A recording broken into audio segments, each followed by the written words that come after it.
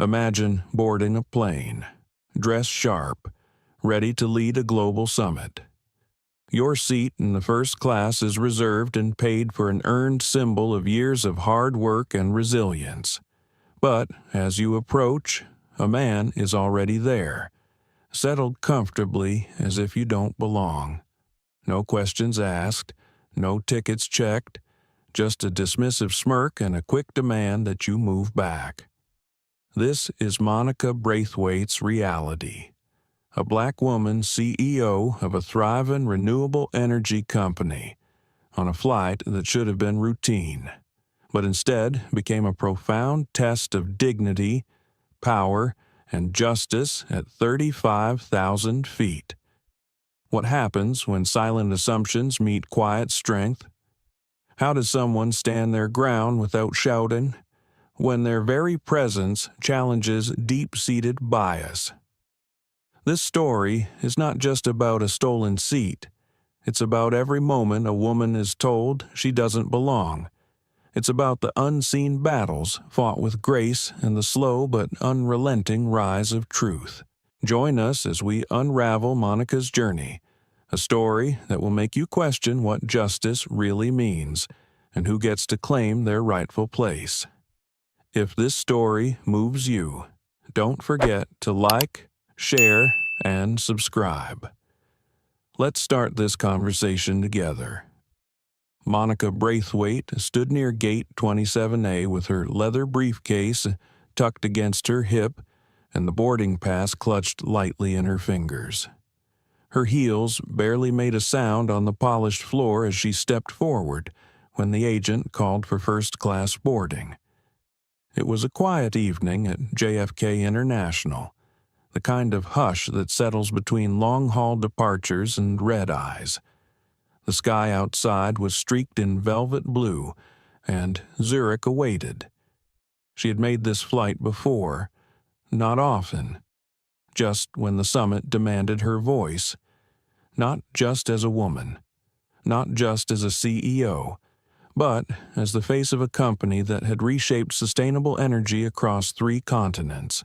Her navy suit was crisp, tailored to perfection, with a soft ivory blouse tucked underneath.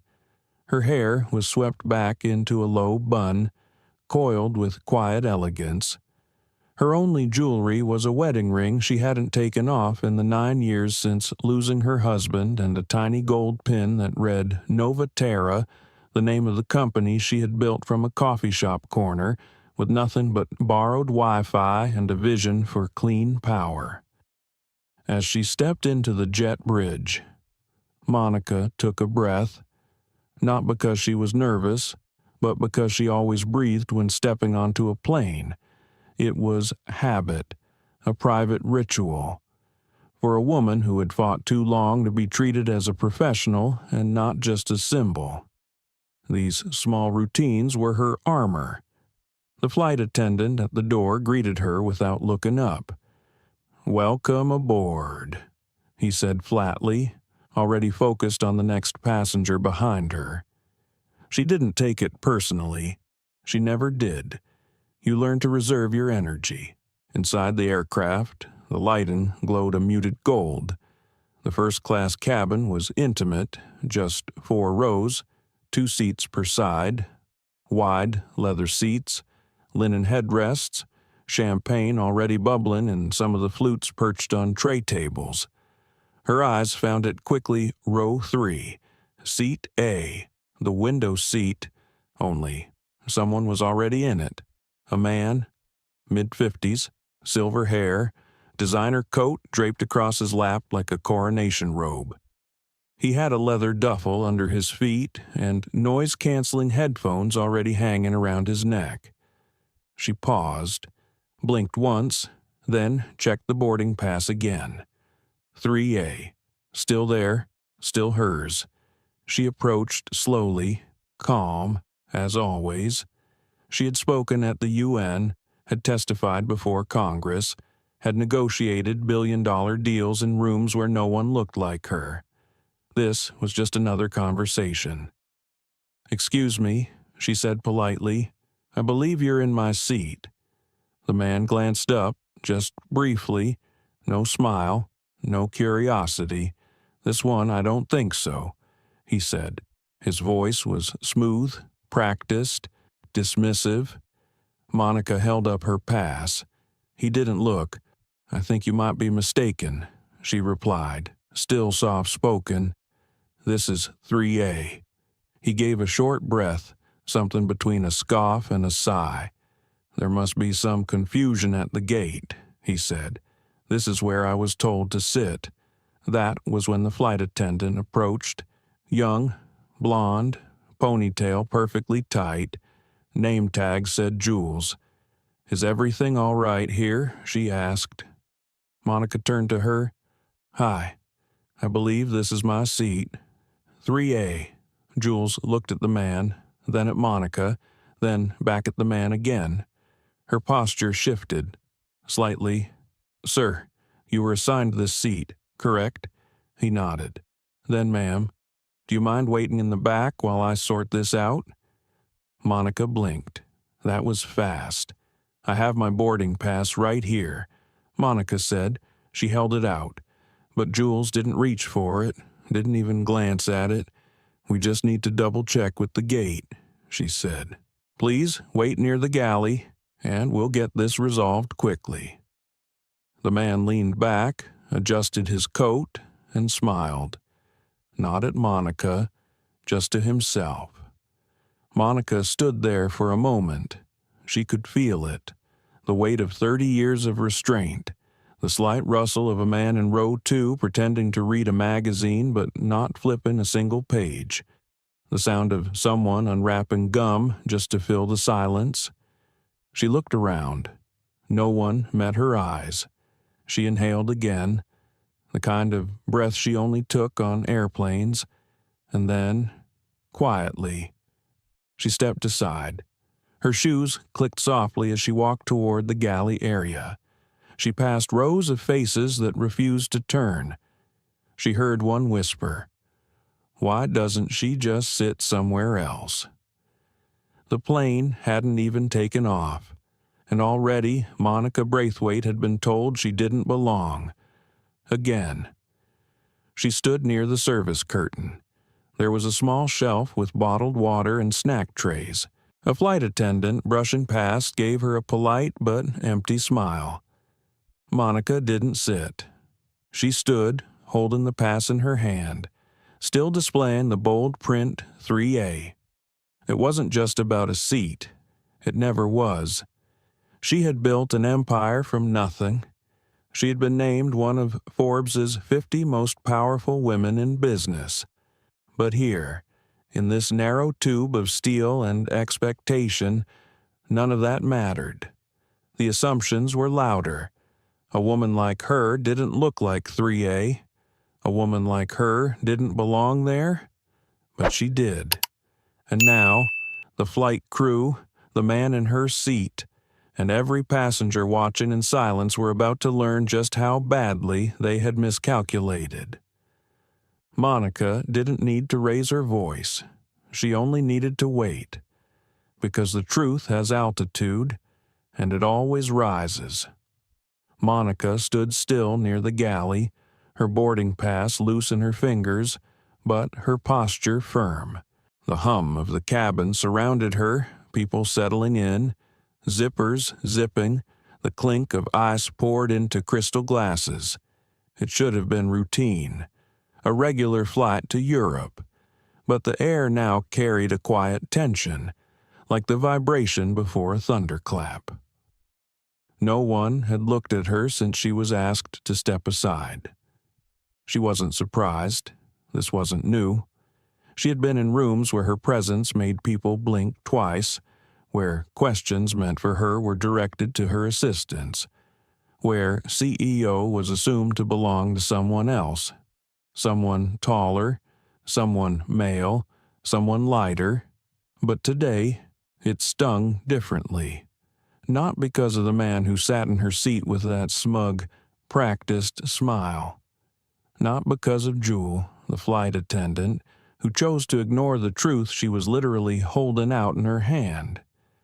It stung because it was so ordinary, so effortless, the ease with which she had been dismissed. She adjusted her blazer and checked her watch. 20 minutes until scheduled takeoff. Should she say something louder? She had never liked confrontation. It wasn't fear, it was calculation. Every reaction from a black woman in public was measured, dissected, exaggerated. If she pushed back too hard, would the headlines twist her story into something unrecognizable? She imagined it. CEO lashes out on flight. Woman in power causes delay. The problem wasn't just the man in her seat. The problem was what everyone else saw when they looked at him and then looked at her. He looked like he belonged, and she did not.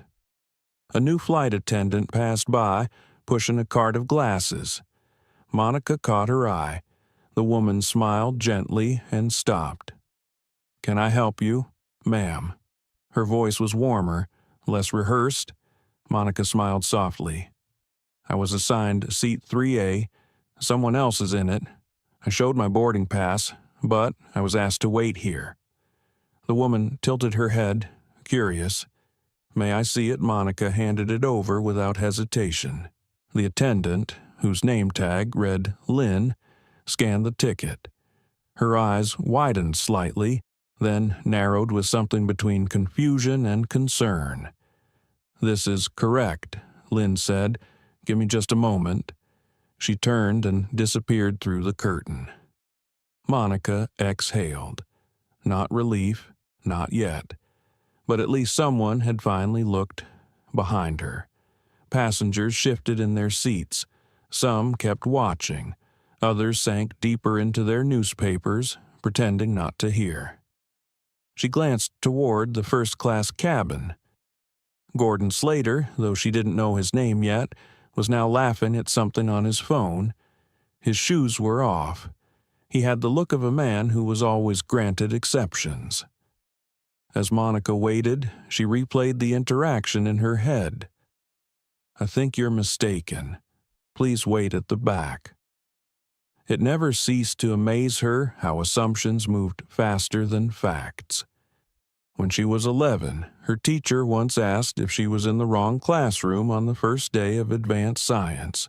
When she was 23, she watched an investor leave the table once he realized she was the founder, not the assistant. At 32, she was offered a speaking spot at a tech conference and then introduced on stage as the diversity success story. Now she was 44 and standing in the galley of an airplane, still holding proof that somehow wasn't enough, another breath. She counted to 4 on the inhale, held it for 4, released on 6. From behind the curtain, she heard a whisper, then another. Jules appeared again, flustered. Behind her was Lynn, calm but firm. "Ma'am," Jules said, "I'm sorry for the inconvenience. We're still sorting things out. Could you wait just a few more minutes?" Monica nodded, but this time she did not smile. "Of course," she said. "But may I ask something?" Jules blinked. "Yes. When I first showed you my boarding pass," Monica said slowly, "why didn't you check it?" Jules hesitated. Her mouth opened, then closed again. Monica didn't press. The question was not to shame her. It was simply to place truth on the table. The flight intercom chimed overhead. "Ladies and gentlemen, this is your captain speaking. We are awaiting final clearance from the gate. Please remain seated as we finalize our manifest. We will begin taxiing shortly." The voice was calm, warm, as if everything was fine. But in Monica's bones, she knew something had shifted. She felt the energy ripple. That tiny spark when an injustice is no longer a private moment, but one observed. Someone was filming. She could sense it. A passenger in 4B had lifted their phone slightly, camera angled just high enough to catch the back of Gordon's head. A woman near the bulkhead was whispering to her seatmate. Another man was scrolling through the airline's app, perhaps to verify the seat assignments himself. Lynn returned with a tablet in hand. "Ms. Braithwaite," she said quietly, "would you mind stepping forward with me for a moment?" Monica followed her back toward the front of the plane. The tablet screen showed a digital manifest. Passenger list, seat assignments, there it was. Braithwaite, M, 3A, confirmed. Monica nodded. "Thank you," she said. Lynn sighed. "We're contacting the captain. He will handle it from here." As she stood there, Monica could feel something new begin to rise. Not anger, not victory, accountability. For once, it was not her job to explain, to excuse, or to endure. It was their turn to correct, their turn to listen. She looked out through the oval window. The runway lights twinkled in the gathering dark. Zurich felt far away still, but closer than ever. She returned to the galley, where Jules now stood fidgeting. "I just didn't want to escalate anything," Jules mumbled, eyes down. Monica didn't respond, not because she had nothing to say, but because she had said it all without raising her voice. A seat, a boarding pass, a truth that had waited long enough. She glanced toward 3A one last time. Gordon was still reclined, still smug, still unaware that the air around him had begun to shift. And soon, turbulence was coming. But not the kind measured by altitude, the kind that comes when silence finally stops being an option. Monica remained standing near the galley even after Lynn walked away. The boarding pass was still in her hand, now slightly creased from how long she had been holding it. The corners were softening. It reminded her of the way her spirit sometimes felt folded so many times it no longer kept its original shape, but never quite torn. She leaned slightly against the wall, letting her shoulder bear some of the weight that her spine refused to show. Her feet ached a little in her heels. She had worn them intentionally, a message wrapped in leather and polish. You dress for where you're going, not just where you are. And she was going somewhere that demanded the kind of presence only authority could wear comfortably. Yet here she was, invisible, again. The hum of the plane systems pressed into the silence around her. She watched one of the flight attendants quietly restock the beverage cart, careful not to meet her gaze. The same attendant who smiled earlier but now moved quickly, as if proximity to Monica might pull her into the friction she clearly hoped to avoid. That, too, was familiar. The soft distancing, the reluctance to witness. It wasn't just Gordon's entitlement that hurt. It was the entire structure of silence that formed around it, the way complicity wrapped itself in politeness. No one had told her to leave. They simply asked her to wait. No one had called her a name. They just hadn't used hers. She glanced back toward row 3. Gordon was adjusting his seat controls, face illuminated by the soft glow of his tablet. He hadn't even glanced toward the galley since this started. Monica wondered if he even remembered she existed. She closed her eyes and drifted inward. A memory surfaced. She was 16. It was her first college tour. A professor had offered to escort her and her mother across campus. Her mother wore her Sunday coat, the one with the missing button. Monica remembered the way the professor kept talking to her mother as if she were the one applying. Monica had answered every question, but he kept saying, "You'll want to make sure she gets those test scores in. You'll want to look into the scholarship programs. You'll need to plan ahead." Her mother's silence had not been weakness. It had been instruction. Let them show you who they are. Then you decide who you will be. The memory faded as Monica opened her eyes again. She looked around the cabin. No one moved. A woman across the aisle made eye contact briefly, then quickly looked away. A man in business casual scrolled his phone without expression. No one had come to her defense. Not one. It wasn't that they hated her. That would have been easier. It was that they didn't see her. Not really. Monica felt her throat tighten, not with tears, but with the tension of knowing too much. She had spent her whole life having to be better, quieter, smoother, smarter. And still, she was often treated as the glitch in someone else's system. She glanced down at her hands. Her nails were short and clean, no polish, no frills. Her ring still caught the cabin light, subtle and worn at the edges. Her husband used to say her silence was never empty. It carried storms. He had loved that about her. She missed him most in moments like this.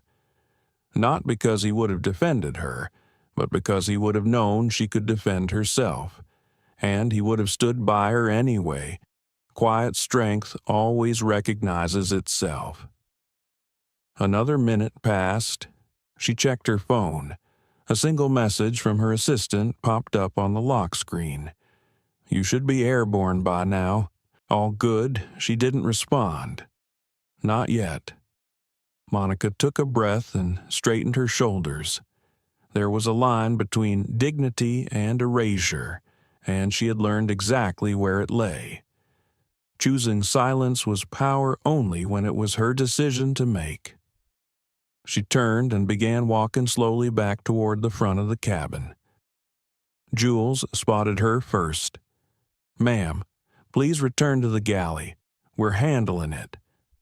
Monica stopped at row 3. Her voice remained level. "I am not here to argue. I am here to sit in the seat I purchased. The seat assigned to me. The seat that I earned." She handed her boarding pass to Jules again, who reluctantly took it this time. Gordon looked up at the sound of Monica's voice.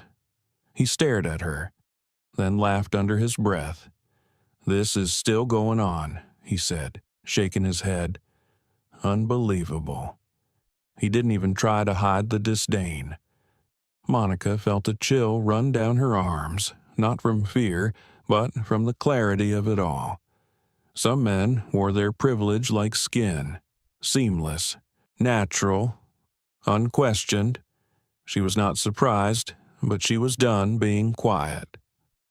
Jules glanced back at Lynn, who was now walking toward them with a senior crew member Monica had not seen before. A man in a navy vest and silver stripes on his sleeves.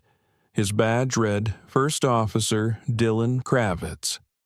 "Good evening, ma'am," he said, politely but cautiously. "We understand there's been a seating issue." Monica nodded once and said nothing. Lynn handed him the manifest. He read it, paused, then looked at Gordon. "Sir," he said, "do you have your boarding pass available?" Gordon looked up again, clearly annoyed. "It's in my coat," he said. "I think it's somewhere here." Kravitz didn't reply, just waited. Monica did not speak either. Her presence alone was enough. Gordon reached into the coat beside him and pulled out a boarding pass. He handed it to Kravitz with a shrug. The officer examined it, then looked at Gordon again. "Sir," he said evenly, "your assigned seat is 5C. That's in business class." There was a pause, long and deliberate. Gordon blinked. "No, I was told to sit here, at the gate. They said this was fine." Monica could almost feel the collective breath of the passengers around them. The shift. The moment when denial collides with documentation. "This seat is not yours." Kravitz said again, slightly firmer. "You will need to move." Gordon shook his head. "This is ridiculous." Jules looked like she wanted to disappear. Monica stepped back, just half a step, letting the moment unfold. She had done her part. The silence she had carried was never weakness. It was precision. The flight was no longer just a journey. It was a reckoning, and it wasn't over yet. Monica stepped aside as First Officer Kravitz conferred with Jules and Lynn at the front of the cabin. Her boarding pass was still in his hand. Gordon Slater remained slouched in the seat Monica had paid for, arms crossed, one leg propped arrogantly over the other. He looked out the window now, pretending not to hear the murmurs around him or the tension that thickened the air with each passing second. It was strange, Monica thought, how quickly discomfort became background noise when you were not the one being silenced. The quiet around her was louder than the engines. Passengers weren't talking, but their silence said plenty. Some shifted uneasily, their eyes darting between the crew and Monica. Others focused intently on their screens, headphones plugged in, fully committed to the performance of disinterest. Monica walked a few steps backward and reached into the side pocket of her carry-on. The leather was soft, worn smooth from years of travel. Her fingers found what she was looking for. A slim black wallet with her initials embossed in gold, and inside it, a matte silver card that almost shimmered under the cabin light. She held it for a moment. The Skylux Executive Partner Card, issued only to the company's highest value clients, those with long-term contracts, corporate deals, travel programs that spanned entire departments. She had earned hers 5 years ago after signing an exclusive clean energy conversion partnership with the airline for their ground operations across 3 continents. They had sent her a handwritten letter then, thanking her, welcoming her to their global partners circle, offering priority boarding, lounge access, custom meal services, and, of course, guaranteed seating. They had even added a personal line in the note. "Your presence represents the future we believe in." She remembered reading that sentence twice. Now she was being asked to stand in the galley while someone else stole her seat and dignity in one movement. She stepped forward again, calm as ever, and gently tapped Kravitz on the shoulder. He turned, surprised, and Monica offered the card without a word. His brows lifted. He took the card, scanned the details, then looked at her face with a new expression. It was not quite recognition, not quite apology, but it was something like respect beginning to awaken.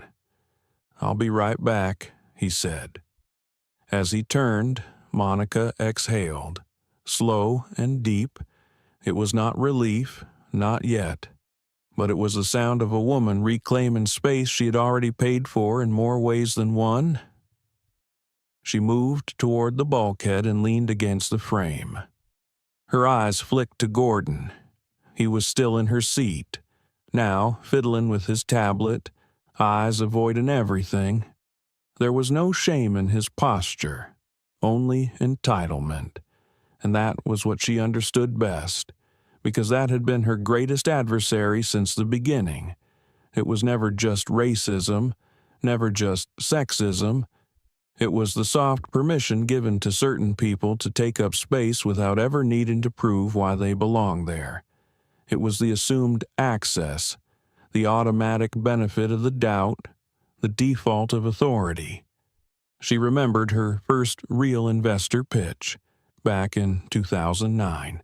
She had walked into the room with a binder full of climate impact reports and prototypes drawn in pencil on graph paper. 3 men listened, nodding politely. Then one asked if her CTO was joining the meeting. She had looked them squarely in the eyes and said, You're looking at her. That deal never closed. But she closed the next 5.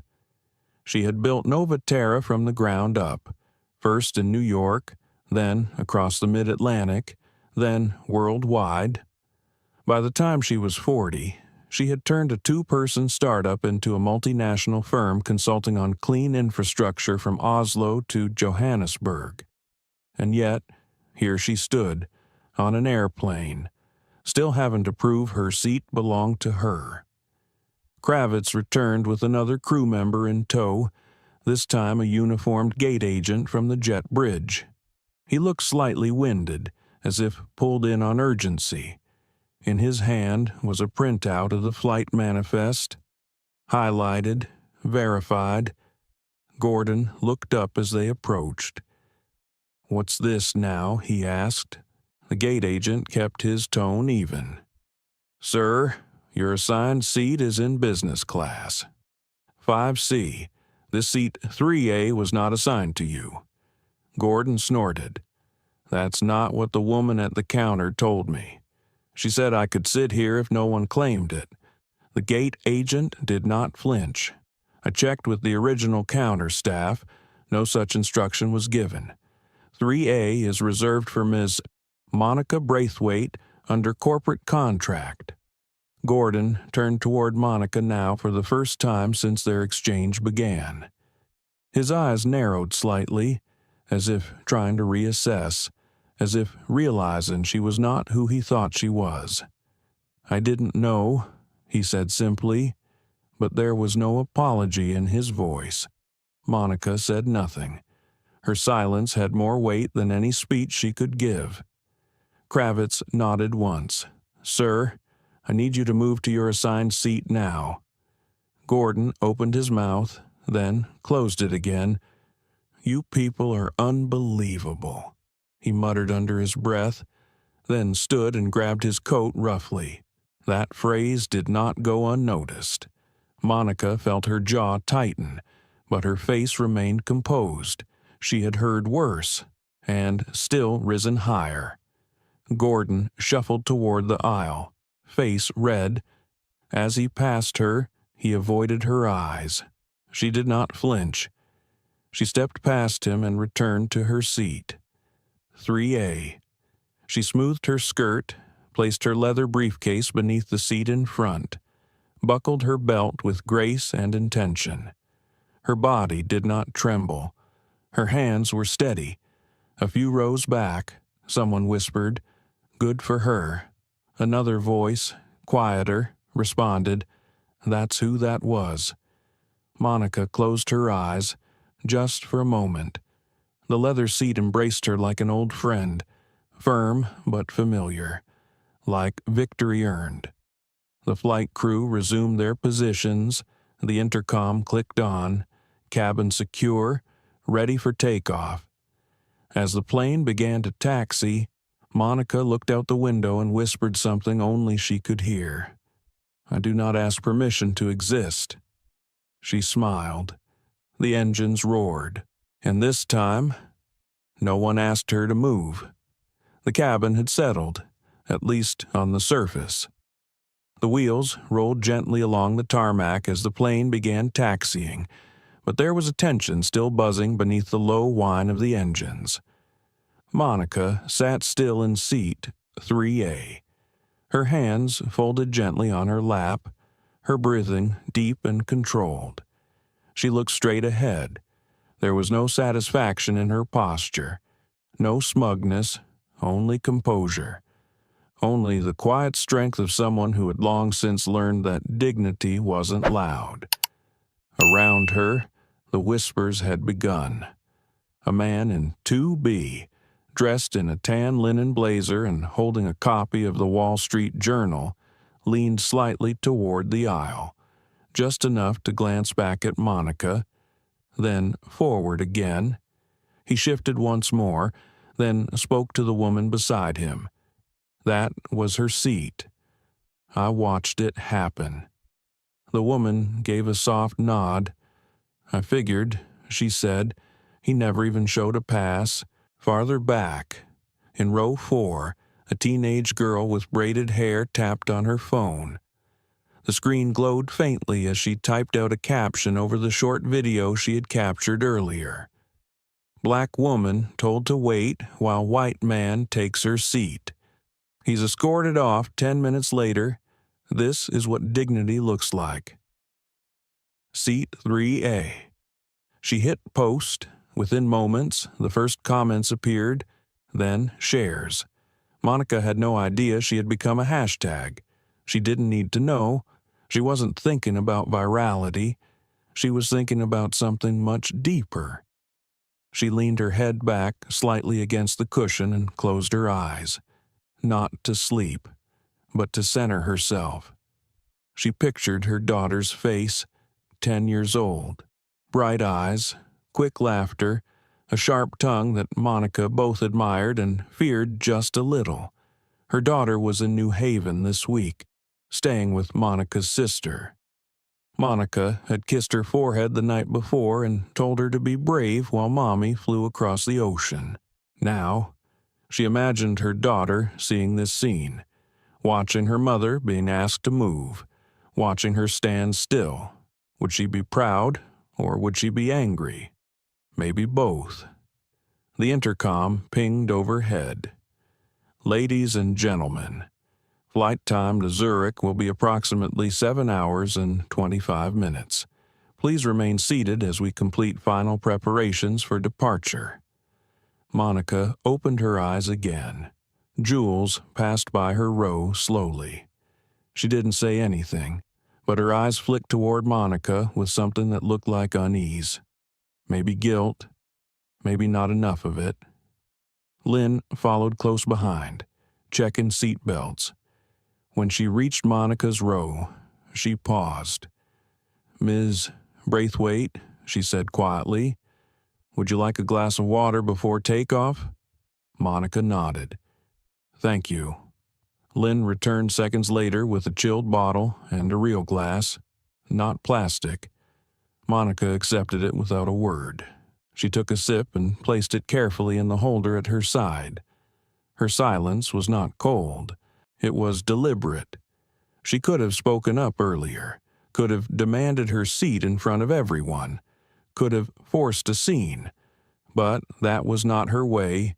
It never had been. She believed in timing, in making space for others to realize their error on their own. And when they did not, she believed in showing the truth with evidence, not volume. Still, even in that restraint, there was pain. She did not enjoy being seen as the quiet hero.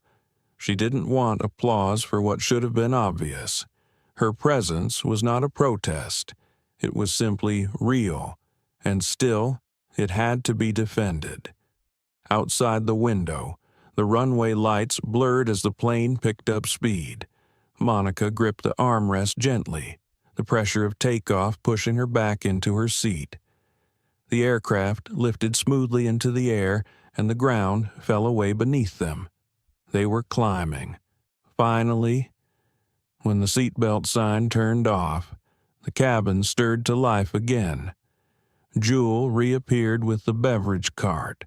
Her movements were methodical. Eyes forward, smile mechanical.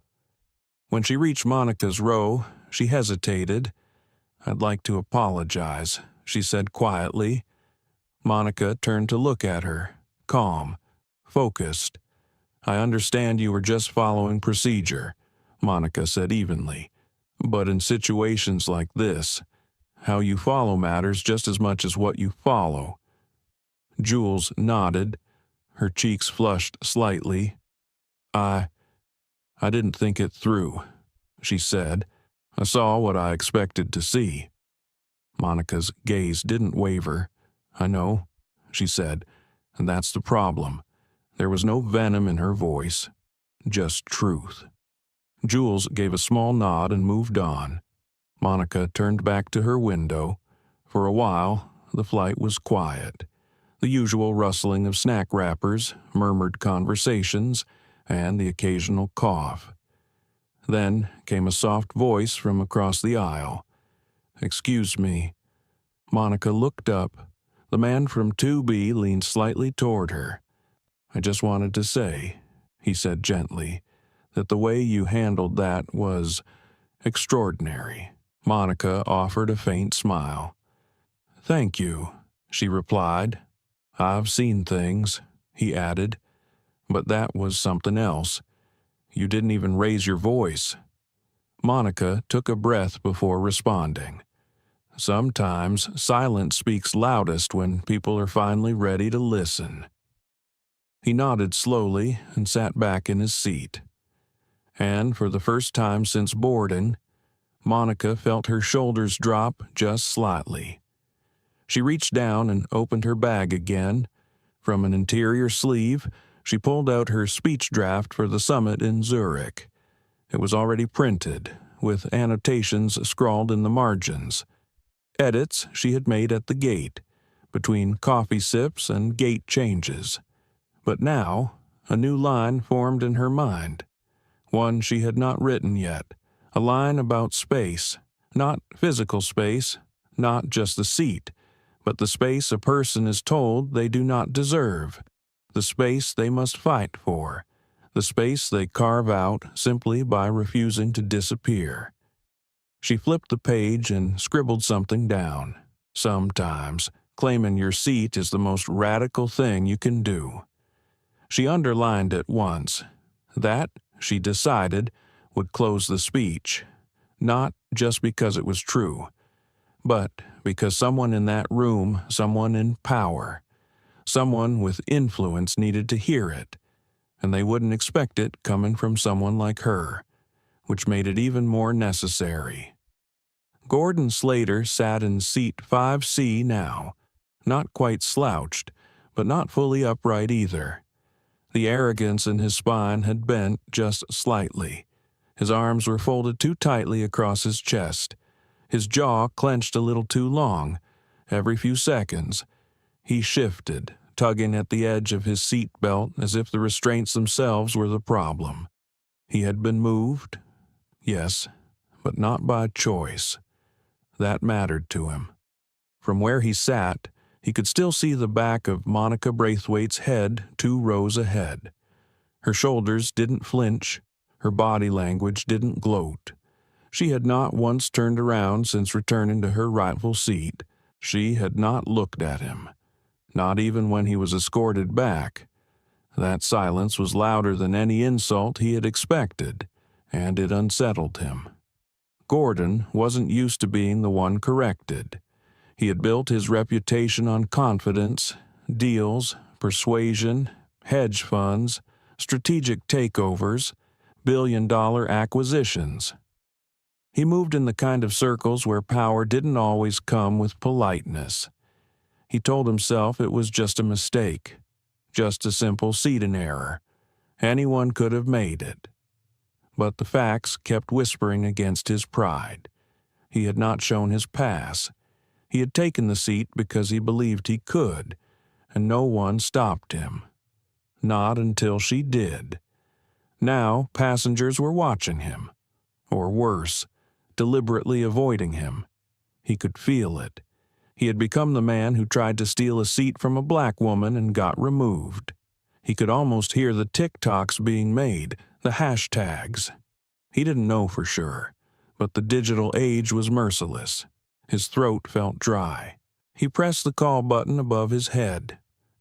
Lynn arrived. Calm, professional. "May I have a whiskey?" he asked, voice low. She nodded without expression and walked away. While waiting, Gordon pulled out his phone and flipped it to airplane mode just long enough to see the last few notifications roll in. One text from a colleague read, "What happened on that flight?" He swallowed hard and turned the screen off. He hated that question more than any insult, because it meant people already knew something had happened. Lynn returned with the drink and placed it on his tray table. Gordon gave a stiff nod, then sipped it quickly. The liquid burned. That was good. It helped dull the tightness in his chest, but his thoughts remained tangled. Why did she look so calm? Why didn't she argue he expected protest, anger, a confrontation that could have justified his assumption that she was dramatic, reactive, difficult? Instead, she had shown him a card, a boarding pass, and the truth, nothing more. That restraint was surgical, and it disarmed him in a way he couldn't explain. He reached into his coat pocket and pulled out his original boarding pass. It stared back at him. 5C, no mistakes, no gray areas. His cheeks flushed, not with guilt, but with a type of embarrassment that gnawed deeper, the kind that comes when you know you're not just wrong, but publicly, undeniably, and permanently so. And she had not needed to raise her voice to do it. He could not remember the last time a woman made him feel this small without even speaking to him. It irritated him, more than he wanted to admit. He looked up again. Monica remained still, focused. He watched as she scribbled a note into her folder. Her handwriting was small, deliberate. He imagined she was preparing some cutting article for a journal, maybe writing a speech that would become viral. Maybe she would go on television. Maybe she would name him. He took another sip and clenched his teeth. She wouldn't forget this. People like her never forgot when someone like him tried to put them in their place. And worse, she hadn't retaliated. She had let the facts speak, let the silence hang. And now she was winning a war he didn't even know he was in until it was over. Gordon had been raised to believe that men like him earned their space, that if you walked like you owned something, people rarely questioned you. But this woman, this stranger in a navy suit with nothing more than patience and a platinum badge, had undone that illusion in front of an entire plane full of strangers. His fingers tapped anxiously against his tray table. He looked down at his whiskey. The ice had begun to melt. The fire in his chest had dulled to a hollow cold. He stared at the overhead light, the one above her row, still glowing softly. She had not even touched the call button once. She did not need service. She had already served her presence. And the plane, for all its altitude, suddenly felt too small for him. His thoughts turned to what might happen next. Would the airline follow up? Would someone call? Would she sue? Or worse, would she say nothing and let the internet do the talking? That possibility disturbed him more than anything. Silence couldn't be controlled. Words could be denied, reframed, reinterpreted, but silence, especially hers, was like a mirror, and he hated the reflection. He looked around at the cabin. Other passengers were pretending to read, nap, type, but he knew some of them had recorded the moment, the awkward exchange, the flight attendant scrambling, the officer correcting him. He had built a career on being composed, persuasive, a strategist, but there had been no strategy for this, just impulse, just the assumption that he could take the seat because he looked like he belonged in it. That assumption was now unraveling in front of him. He hated it, but deep down, under the resentment and denial, was a tiny flicker of recognition. He had been wrong, not just about the seat, but about her. He didn't know her story, but he had seen enough to know she had carried more than a boarding pass onto that plane. She had carried years, maybe decades, of being overlooked, undervalued, told to wait, and still, she had never flinched. That kind of strength wasn't common. It was learned, earned, and it was the kind of strength that didn't need to shout to be heard. He finished his drink, then placed the empty glass back on the tray. He leaned back and closed his eyes, not to rest, but to avoid the truth that lingered in the silence around him. There would be consequences, whether through headlines or conscience. Either way, the ripple had begun, and Monica Braithwaite was not going to fade into the background. Not now, not ever again. Somewhere over the Atlantic, the plane glided through the darkness like a secret. The cabin lights were dimmed now, replaced by the soft blue glow of aisle markers and scattered reading lamps. Passengers had shifted into that quiet, suspended state of long-haul travel, sleep masks pulled down, screens flickering with movies no one really watched. The world outside was a velvet sky, the moon casting a soft shimmer on the engine casing just outside Monica's window. She sat in seat 3A, still, her body relaxed, but her mind far from it. Monica stared at her hands, resting gently on the armrest. They looked calm, capable. But she knew what they had carried. Not just luggage, not just leadership, but years of being questioned, years of being underestimated in boardrooms and bypassed at airports, years of translating her anger into poise, because the world had never made room for her rage. A blanket rested across her lap. She had not asked for it. Lynn had quietly placed it there about 30 minutes earlier without saying a word. Monica had nodded. That was enough. The air was cool, but not cold. Still, something inside her felt unsettled. She had won. Yes, the seat was hers. The confrontation had been handled, but the residue remained. It always did. She turned her face toward the window again. The stars looked clearer up here, like truth itself was easier to see from altitude. She traced one with her eyes and then let herself drift, not into sleep, but into memory. There had been a moment when she was 31, fresh off a keynote speech at a green tech conference in Chicago. She had been wearing a navy blue dress that hugged her figure and a pair of glasses she didn't need, but were to be taken seriously. After the panel, a man had approached her not to ask about her ideas, not to challenge her thinking, but to compliment her grace under pressure and ask who had written her speech.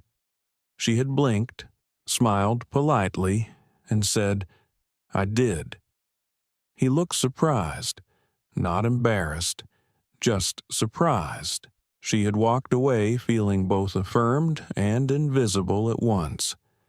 Now, years later, she felt a familiar echo of that moment on this flight, because what had happened wasn't just about a seat, it was about space, about the assumption of who belongs where, about the permissions silently granted to one body and denied to another. Her calm was not compliance, it was strategy, and her silence had never been surrender, it had been survival. She leaned back and closed her eyes briefly, just long enough to quiet the noise in her mind. She heard footsteps approaching, slow and tentative, then a voice. "Excuse me, Ms. Braithwaite." It was Lynn. Her tone was softer than earlier, more human. "I didn't mean to disturb you. I just wanted to check if there's anything else you might need." Monica opened her eyes and met her gaze. "No," she said gently. "Thank you. You've been kind." Lynn hesitated, then lowered her voice a little more. "I saw what happened earlier. I just want you to know. Not everyone here agrees with how it was handled." There was something fragile in her expression, a hint of apology without the words. Monica gave a small nod. "I know." Lynn's shoulders relaxed. She seemed relieved, though she didn't quite smile. "I hope you get some rest," she said before walking away. Monica turned her gaze forward. Ahead of her, passengers in the first row were asleep. headphones resting around necks, bodies leaned at awkward angles. To her left, the aisle was empty, but behind her, 2 rows back, she knew Gordon was still awake. She could feel it. And sure enough, in the reflection of her window, she caught a glimpse of him, elbows tight to his sides, head tilted slightly forward, staring blankly ahead. He had not spoken since being moved, and he had not apologized. Not that she expected him to, but part of her, a very small part, wondered what it would sound like if he did. Not for the performance of it, but for the humanity. Would it change anything? Would it lighten the weight in her chest? She doubted it. There were things that sorry could not undo. Not when the insult was centuries old. Not when the shame was generational and systemic and still very much alive. She looked away from the window. Instead, she opened her folder again. Her speech for the Zurich summit lay inside.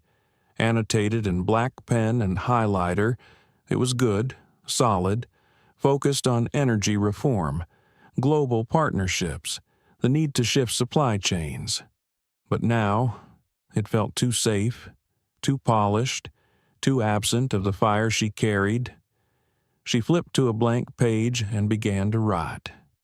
She didn't change the data, she didn't touch the science, but she added a paragraph, a single, focused reflection on what it meant to sit at the table, not just professionally, but physically, because people talked a lot about representation, about optics, about progress, but they rarely talked about the exhaustion, about the small daily humiliations that chipped away at brilliance, about the 1,000 ways black women had to be excellent just to be allowed to stay in the room.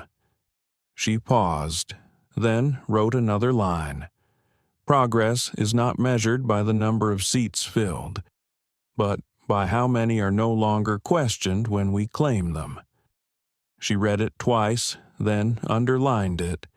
That, she thought, was the real keynote. The plane shifted slightly, turbulence brushing against the fuselage like a warning. She didn't mind. She had weathered worse. She closed the folder and rested her hands again in her lap. Ahead of her, a baby had begun to cry softly. Monica smiled. Life, she thought, always finds its way into quiet moments. As she reached for her water, a hand gently tapped her shoulder. She turned. It was the man from row 2 again, the one who had complimented her earlier. Sorry, he said softly. I didn't mean to bother you. I saw the way you wrote that line.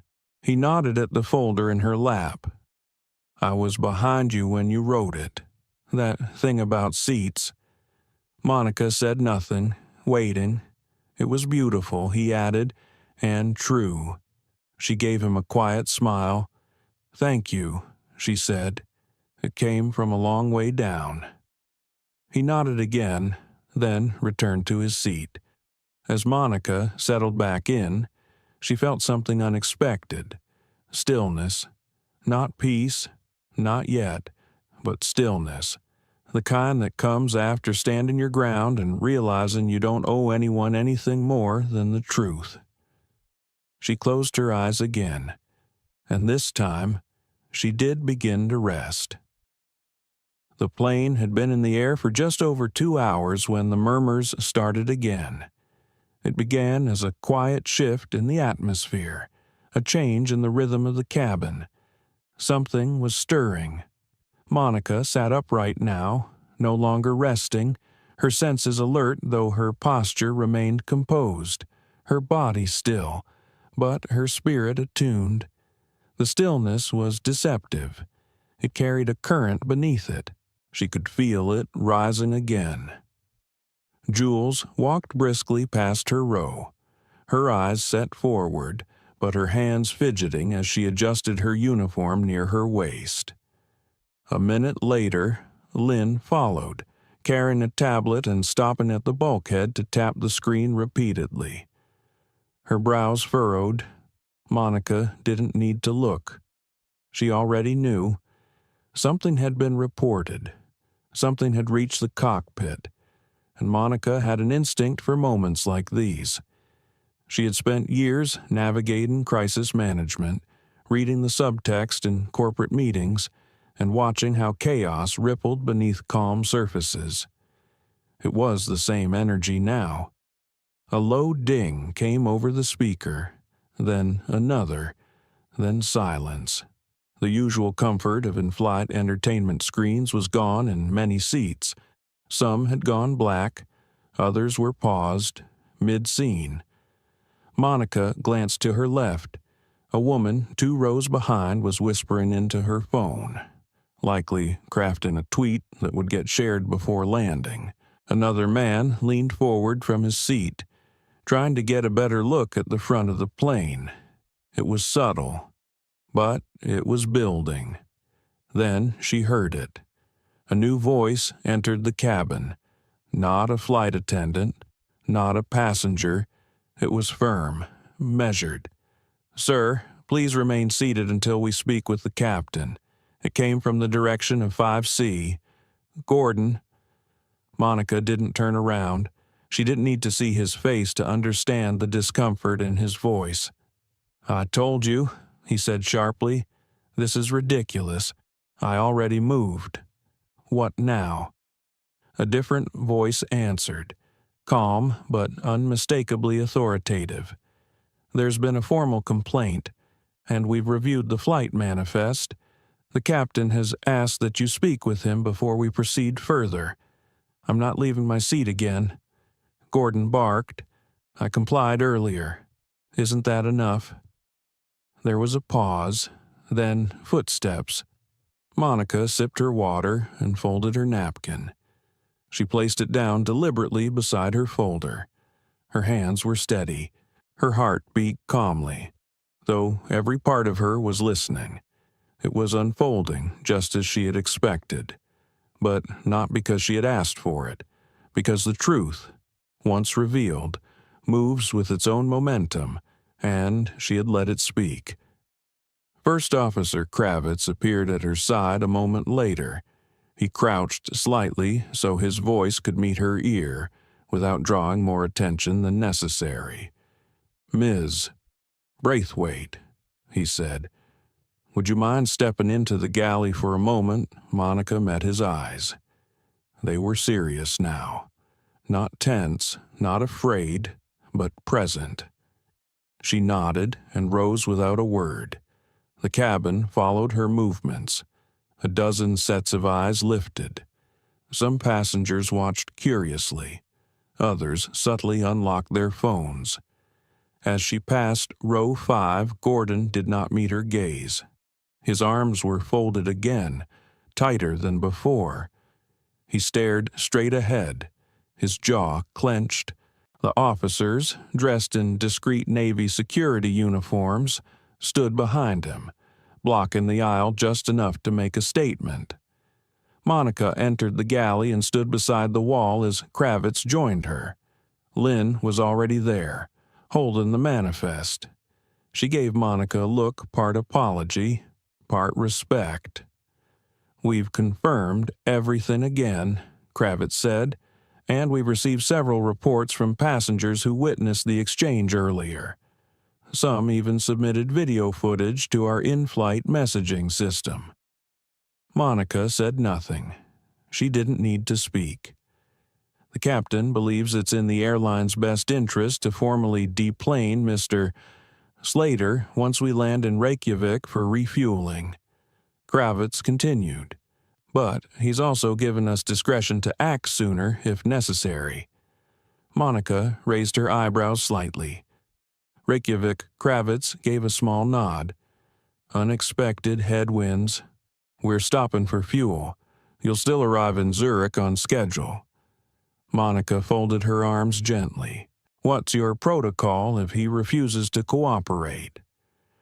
"We have jurisdiction at cruising altitude," Kravitz said, "and in this case, the documentation and passenger testimonies are overwhelming." He looked at her carefully.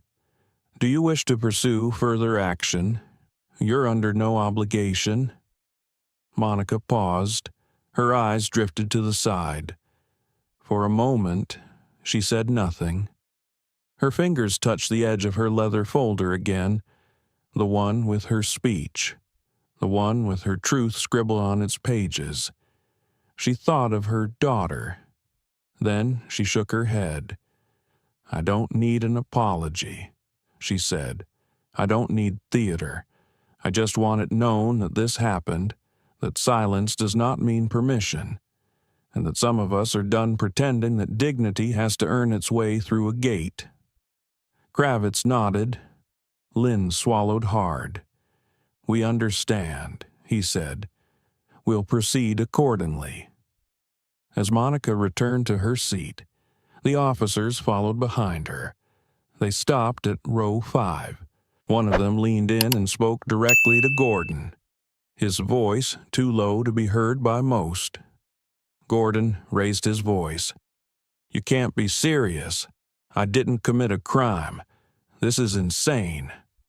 The other officer replied calmly, then reached for Gordon's carry-on. Gordon stood abruptly. "This is overkill," he spat, but his voice lacked weight now. He sounded like a man cornered by a truth he no longer knew how to outrun. The cabin had gone still. Everyone was watching. Some leaned forward. Others tried to act disinterested but failed. A camera clicked somewhere behind them. Gordon was escorted up the aisle slowly. One officer in front, one behind. As he passed Monica's row, he looked her way for a brief moment. She did not return his gaze. She simply sat with her back straight, her eyes fixed on the front of the cabin. A few rows behind, someone began to clap, just once, then twice. Then silence returned. Monica exhaled slowly.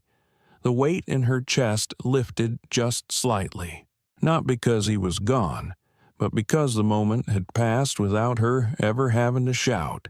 She had stayed composed, and still, justice had moved, not loudly, but fully. The intercom chimed again. "Ladies and gentlemen, we are resuming normal flight service. Thank you for your patience." Jules passed by a few minutes later, her expression unreadable. Monica said nothing. She no longer needed to. The plane was in motion, and so was the truth. The hum of the plane had shifted. It was still the same sound of jet engines gliding above the Atlantic, but something in the cabin had softened.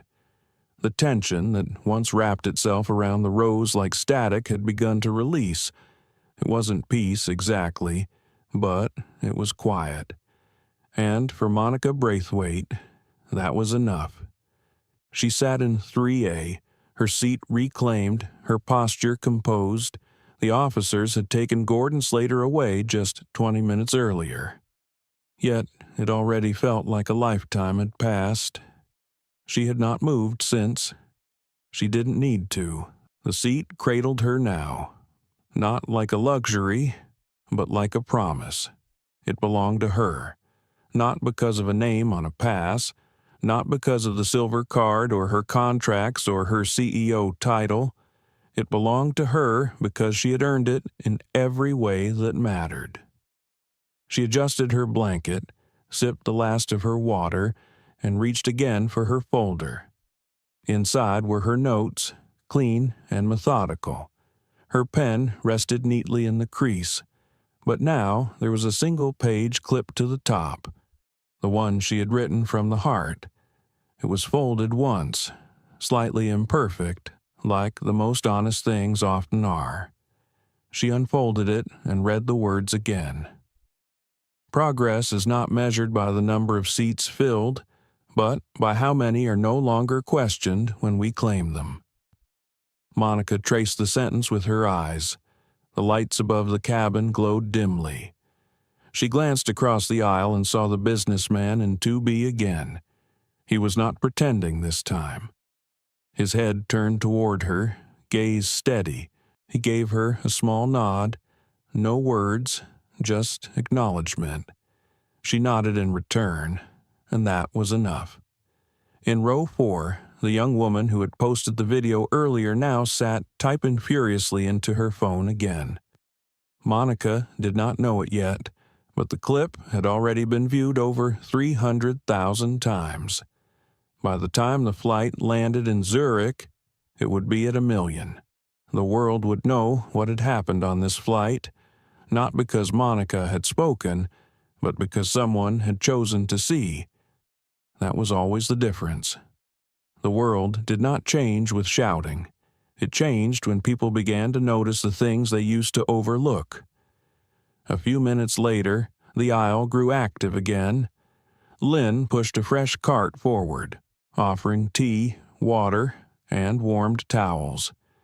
When she reached Monica, she placed a fresh cup of chamomile on the tray table without asking. "I thought you might prefer something gentle," Lynn said softly. Monica smiled. "Thank you." Lynn hesitated. "It's been a long flight already. I just want to say, I'm glad you didn't let it go." Monica looked at her and held the moment before replying. "I've let too many things go in my life. This one needed to stay with me." Lynn nodded and continued down the aisle. The tea was fragrant and soft, the warmth spreading through Monica's chest with each sip.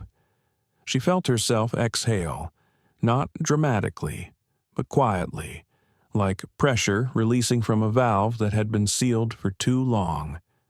It was not the first time she had stood her ground, but it was the first time the ground stood still with her. For years, she'd been told she had to be better, smarter, more prepared. She had done it all, and yet still found herself having to prove the obvious. But this time, for once, the world around her had paused, looked, listened, and responded. That mattered. The pilot's voice came over the intercom again, this time softer, more human.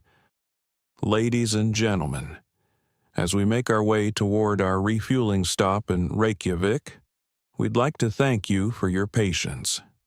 We'd also like to remind everyone that respectful behavior is not just encouraged on our flights, it is expected." There was a beat of silence afterward, then a few scattered claps, subtle, reserved, but meaningful.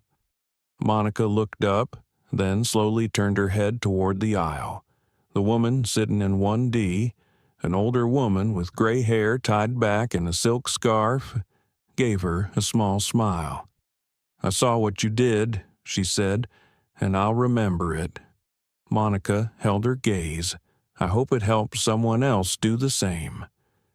The woman nodded. Monica turned back toward her tray and picked up her pen. She began to write again. Not a speech, not a statement, just a thought, a reflection. We often speak of power like it lives in the loudest room, but it can also be a woman who chooses not to move when she knows she is already where she belongs. She paused, then added another line.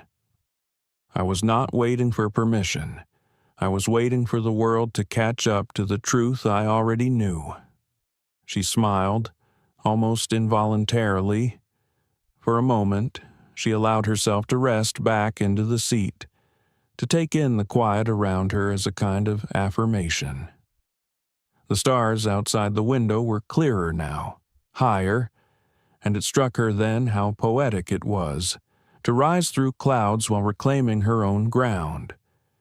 She looked down at her lap, at her folder filled with notes, scribbles, truths. She thought of all the women who had taught her what dignity looked like.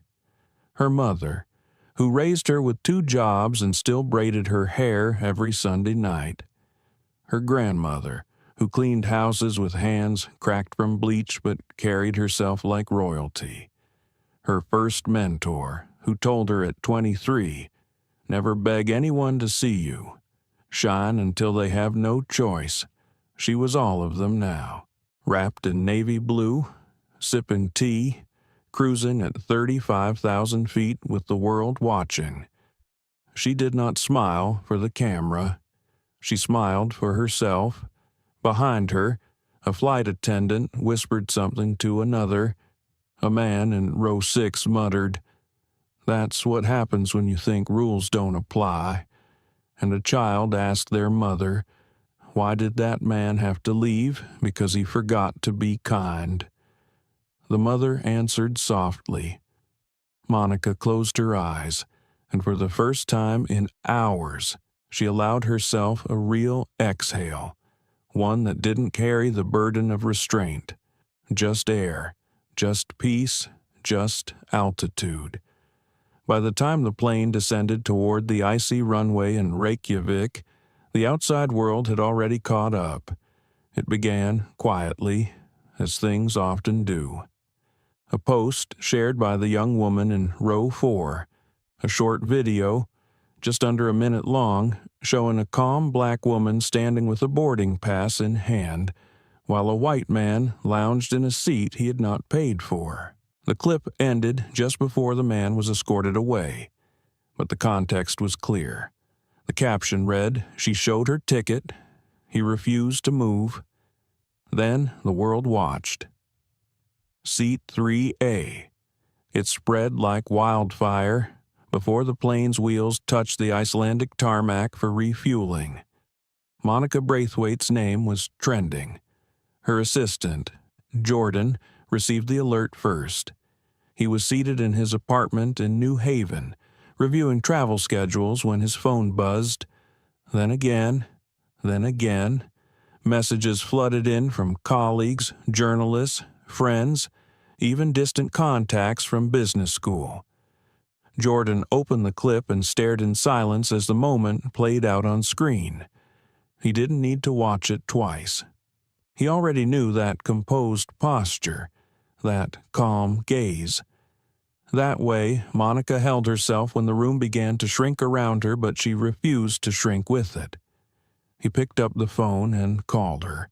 It rang once, then disconnected. Airplane mode. Of course. He sat back in his chair, thinking. The internet was already assigning meaning. Think pieces were forming. People were debating intent, policy, corporate culture. But for Jordan, it was simpler. This wasn't a story. This was Monica being Monica. Back on the plane, Monica stood near the restroom at the front cabin, stretching her legs. The stop in Reykjavik had not been planned, but it was uneventful. Most passengers remained on board while fuel lines hissed softly outside. Lynn passed by with a tablet in hand. Monica noticed the alert glowing on the corner of the screen. It was her name. Lynn caught her glance, paused, and tilted the screen slightly away as if shielding her from something harsh. But Monica smiled softly. "It's fine," she said. "People were always going to talk. Let them." Lynn looked at her for a moment, then nodded. Monica returned to her seat, settled back in, and pulled her phone from the side pouch. She switched off airplane mode briefly, not to scroll, but to check for Jordan. A single message blinked on the screen. "You're all over the news. You okay?" She typed 2 words, still flying. Then she powered the phone off again. Across the cabin, the businessman in 2B opened his laptop, now logged onto the in-flight Wi-Fi. His face changed as he read the article from a major news outlet, a screenshot of Monica's boarding pass, a blurry frame of her standing, hands composed, expression calm. He leaned slightly toward her seat. "I hope you know," he said, "your story's already out there." Monica turned her head slightly but did not fully face him. "I figured it would be." He paused. "I think it's reaching people." Monica nodded. "Good. Maybe next time, someone won't have to stand at all." The cabin doors closed again, The crew made their rounds. The lights dimmed as the plane prepared to lift off once more. As they climbed back into the dark sky, Monica opened her folder again. This time, she didn't write.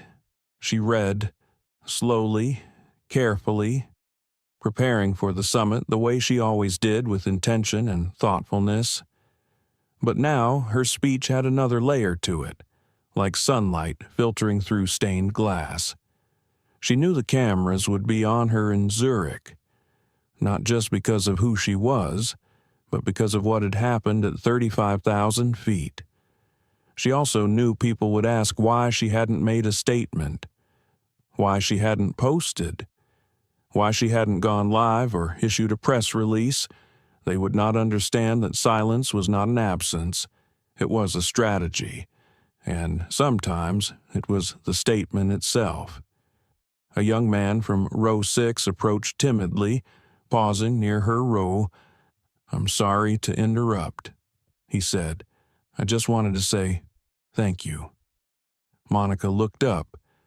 "For what? For not letting it slide?" "My mother, she deals with that kind of thing all the time, but she never says anything. I think she's just tired." Monica gave him a soft smile. "I understand that." He hesitated. "I recorded part of it too, but I didn't post. I didn't think it was my place." Monica studied his face. "You don't always need to post," she said. "Sometimes just remembering is enough. Remembering and choosing to act differently when it's your turn." He nodded and returned to his seat. The moment lingered in the air. Monica leaned back and closed her eyes. The hum of the plane returned, steady and smooth. She could feel the altitude now, not just physically, but spiritually. Something had lifted.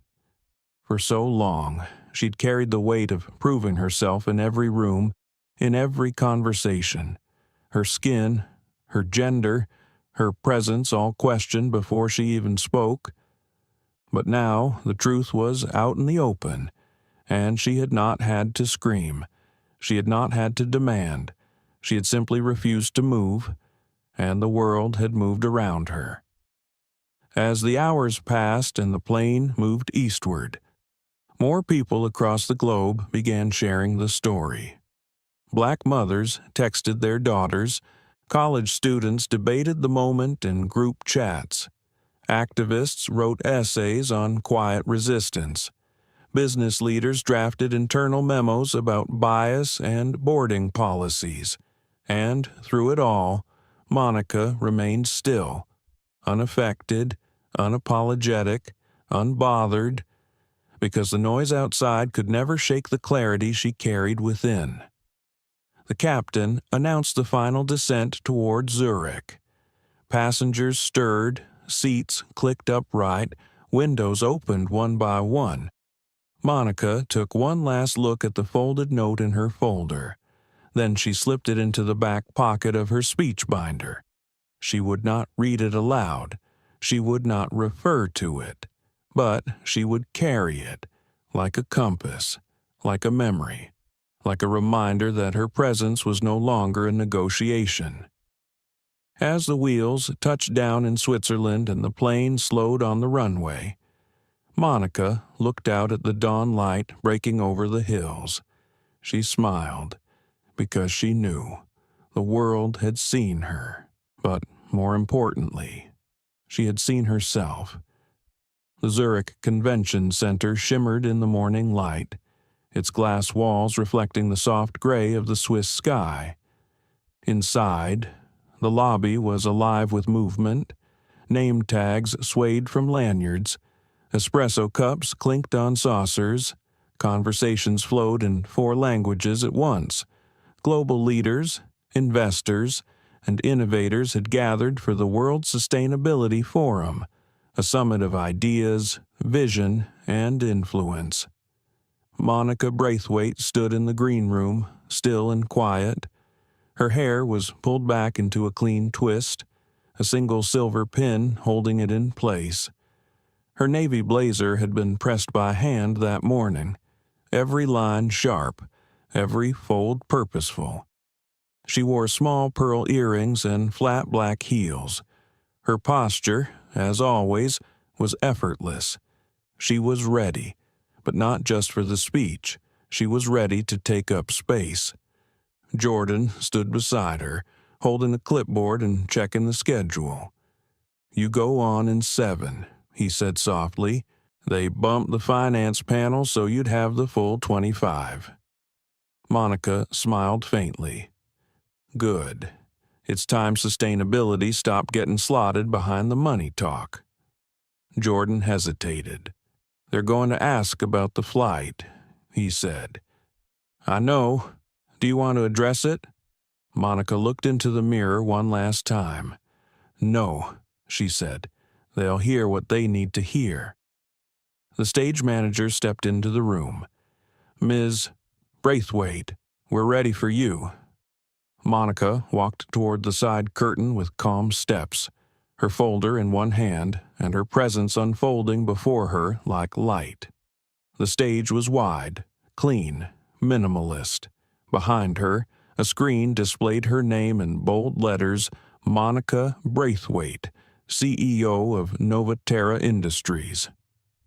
As she stepped to the center and faced the crowd, the light shifted and applause filled the hall. It was polite at first, then stronger, then sustained. She waited, poised, until it quieted. Then she spoke. "Good morning." Her voice was steady and low, every syllable deliberate. "I stand before you today not just as a business leader or a speaker on energy policy. I stand here as someone who understands what it means to earn a seat, and to have that seat questioned, over and over again." A ripple moved through the room. She continued, "We speak often of innovation, of future-forward design, of transforming the systems that no longer serve the planet or its people. But we rarely ask the deeper question, who gets to build that future? Who gets to lead in it? Who gets to be seen as legitimate when they walk into the room?" She paused. Some in the audience straightened. Monica moved forward one small step. Technology is neutral, but systems are not, and neither is opportunity. She let the silence land before continuing. "When we talk about global partnerships, when we talk about building bridges across continents and economies, we must remember that some people are still building bridges just to be heard. Some of us have been architects of solutions for decades, and yet we are treated as passengers rather than pilots." Her voice was calm, measured, but beneath it flowed a current of steel. Monica opened her folder and lifted one page. "This is the opening line from our latest climate report. Equity must live at the center of every sustainable solution." And I believe that line extends beyond climate. It extends into policy. It extends into business. It extends into how we treat one another in the quiet, everyday moments. A few heads nodded. Monica lowered the paper again. Innovation is not just about technology. It is about reimagining the assumptions we build into every interaction, rewriting the rules we never questioned. Because until we reimagine those, we are not building a better world. We're just dressing the old one in new colors. From the second row, an older man folded his arms slowly, leaning forward with interest. A young woman with a translator headset whispered something into her phone. The room was listening. Monica let her gaze move across the audience. Then she closed her folder. "I will not list statistics today. You already know the numbers. I will not dazzle you with jargon. You already speak the language. Instead, I will leave you with a question." She let the silence settle. Then she asked it. When was the last time you looked at someone in your industry and asked yourself what it cost them just to be allowed in the room? No one moved. Monica's voice dropped slightly. And what are you doing to make sure they don't have to keep paying? The room remained frozen. She gave a small nod. Thank you. Then she stepped back. The silence held for half a second longer before the applause began. It started as a soft ripple, then grew, and then it rose into a standing ovation. Not out of politeness, but out of understanding.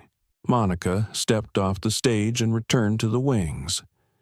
Jordan met her there, his eyes wide, his hands clutched around the clipboard as if trying to contain the moment. They're going to talk about that speech for weeks, he whispered. Monica raised an eyebrow. That was not a speech. No. She smiled. That was a mirror. Backstage, a journalist from a global outlet approached. She was already live on Instagram, holding a phone and a microphone. Ms. Braithwaite, she said breathlessly. Would you be willing to speak to the incident on the flight? People are calling it a watershed moment. There's even a campaign now using your image, claim your seat. Monica considered the question, considered the crowd watching live, considered how many people were waiting for her to say something dramatic, to call someone out, to explain what had already been seen. She smiled gently. I think the flight already spoke for itself. She said. The journalist hesitated. But don't you want to say something? To clarify what you were feeling in that moment? Monica's eyes held steady. I was feeling everything, and I chose silence. She turned and walked away, leaving the cameras behind. As she exited through the rear hallway, she stepped into the cool Zurich air. The breeze carried the scent of pine and something fresh. She took a deep breath. The world was already spinning with headlines, hot takes, and analysis. But she didn't need any of it. She had already said what she needed to say. She had claimed her seat, and now she had claimed the room. The hotel suite was quiet. Monica Braithwaite stood by the window, the city of Zurich humming below her. The sun was beginning its slow descent behind the mountains, painting the sky in strokes of honey and rose gold. The curtains swayed slightly in the breeze from the cracked window. The only sound was the faint clink of a teaspoon in her teacup. She held the cup in both hands, letting the warmth settle between her palms. The conference had ended hours ago. Her speech had been clipped and posted in full. Her name was on the front page of international outlets. Even the New York Times had featured her on the homepage with the headline, The Woman in 3A. But here, in this quiet space, there was no applause, just breath and reflection. On the table beside her sat the folder she had carried throughout the journey. Neatly closed, inside it were her prepared remarks, her scribbled notes, and tucked in the back pocket, the folded page she had written on the plane. She had not looked at it again since Zurich. But now, with the city winding down and the day behind her, she reached for it. She unfolded the page slowly and ran her fingers over the words. We often speak of power like it lives in the loudest room. But it can also be a woman who chooses not to move when she knows she is already where she belongs. She read it again, then again, and finally, she smiled. It had never been about a seat. It had been about what the seat meant. It had meant decades of unspoken rules being rewritten in real time. It had meant watching a room full of people pretend not to see her, only to be forced to look. It had meant confronting her own exhaustion, the weariness of being expected to remain composed while being constantly challenged. The seat had meant more than comfort. It had meant being visible, and not because she raised her voice, but because she did not vanish. There was a knock at the door. Jordan stepped in a moment later with 2 cups of coffee and a newspaper tucked under his arm. He placed 1 cup on the side table and handed the paper to Monica. "You made page 1, twice." Monica accepted it and scanned the headlines. Her name, the incident, a new policy announcement from Skylux Airlines promising improved cultural sensitivity training and boarding protocols. The CEO of Skylux had issued a public statement earlier that day. It had gone viral as well, but she skipped over that part. She handed the paper back to Jordan and gestured toward the couch. He sat. For a few moments, neither of them spoke. They simply sipped and watched the sky. Then Jordan asked, "What are you going to do next?" Monica thought about it. She could give interviews, sit down with late-night hosts, write an op-ed, or she could simply keep doing what she had always done. Lead, build, show up. "I'm going to catch another flight," she said, half smiling. Jordan chuckled softly. "Of course you are." She looked out the window again. "But this time," she said, "I won't carry the weight of wondering if I belong. I've done that for long enough." Jordan nodded. The room was quiet again, but this time it was comfortable, a stillness that felt earned. Monica stood and walked over to her travel bag. She reached into the inner lining and pulled out a small, worn photograph. It was a picture of her mother, younger, standing in front of the small house Monica had grown up in. Her mother was holding a mop in one hand and a set of textbooks in the other. She had worked nights as a janitor while attending night school. Monica used to sit on the steps, watching her come home exhausted but never defeated. Monica placed the photo on the table beside the tea. She thought of her daughter now, of the world her daughter would grow up in, different but not yet easy. And she thought about how many other women had faced their own versions of that flight, their own battles to be seen, to be heard, to be seated, and how many had stood silently, carrying their truths like stones in their chest. She picked up her pen one last time and wrote in the margin of the paper she had folded and unfolded all day. "This was never just about me. It never is." She looked up and spoke quietly. "We spend so much time teaching our daughters how to be strong," she said, "but we forget to teach the world not to test them so often." Jordan didn't respond. He just sat with the words, let them breathe. Monica closed the folder gently and placed it in her briefcase. Her eyes lingered on the cup of tea, the newspaper, and the photograph before finally standing and walking toward the bedroom. At the door, she paused and turned back. "Book the next flight home," she said. "I want to wake up in my own city tomorrow." Jordan stood and grabbed his phone. Any preference on the airline? Monica raised an eyebrow. He nodded with a smirk. "Right. Consider it handled." She smiled. "Good night, Jordan." "Good night, Monica." The door clicked behind her, and just like that, the woman who refused to move had moved on. Not in defeat, but in victory. Not in noise, but in grace. Because power is not always loud. Sometimes it is simply a woman claiming the seat she earned and refusing to apologize for occupying it, and the world, finally, learning to adjust around her. Monica Braithwaite's story is a powerful reminder that dignity cannot be rented or revoked. It is a birthright too often denied by prejudice and ignorance. Her quiet strength forced an entire plane, and soon the world to confront uncomfortable truths about who is allowed to occupy space and why. This isn't just about one seat on a plane. It's about every moment in life when people are dismissed because of their skin, their gender, or their identity. It's about the courage it takes to remain composed and claim your place anyway. We must honor stories like Monica's not only to celebrate resilience but to expose and condemn the everyday acts of discrimination still too common today.